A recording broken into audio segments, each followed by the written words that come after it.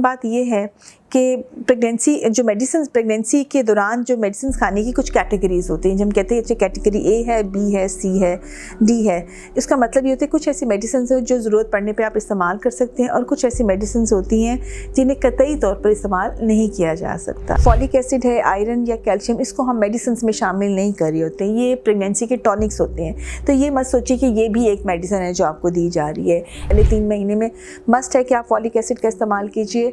Iron calcium through out the pregnancy लीजिए।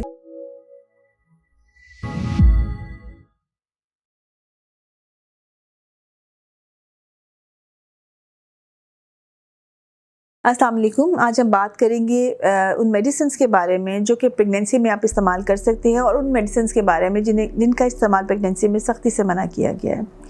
यहाँ पे अहम बात यह है कि प्रेगनेंसी के दौरान जो मेडिसिन खाने की कुछ कैटेगरीज़ होती हैं। जब हम कहते हैं कैटेगरी ए है, बी है, सी है, डी है, इसका मतलब ये होता है कुछ ऐसी मेडिसिन है जो ज़रूरत पड़ने पे आप इस्तेमाल कर सकते हैं और कुछ ऐसी मेडिसिन होती हैं जिन्हें कतई तौर पर इस्तेमाल नहीं किया जा सकता।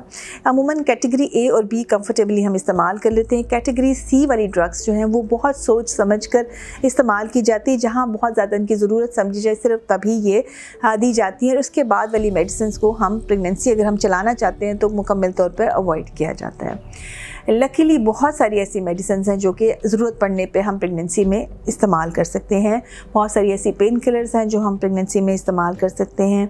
बहुत सारी ऐसी एंटीबायोटिक्स हैं जिन्हें प्रेगनेंसी में इस्तेमाल किया जा सकता है। अगर आपको ज़रूरत है, आपको प्रॉब्लम है, तो अपने डॉक्टर के मशवरे के साथ उस तकलीफ़ से निकलने के लिए इन मेडिसिन का इस्तेमाल किया जाता है।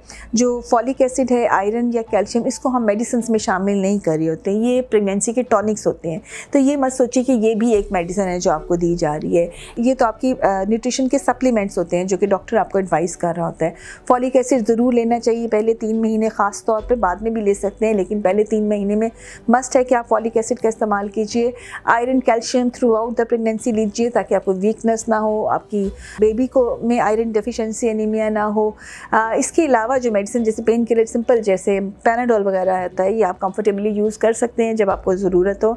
कुछ इस तरह की एंटी एलर्जिक्स भी हैं, कुछ एंटीबायोटिक्स भी हैं, लेकिन जब कभी भी आपने मेडिसिन यूज़ करनी है याद रखिएगा कि आपने डॉक्टर से मशवरा लेना है और बिला ज़रूरत कभी भी एंटीबायोटिक्स का इस्तेमाल प्रेगनेंसी में नहीं करना है। अपना बहुत सारा ख्याल रखिएगा और दुआओं में याद रखिए।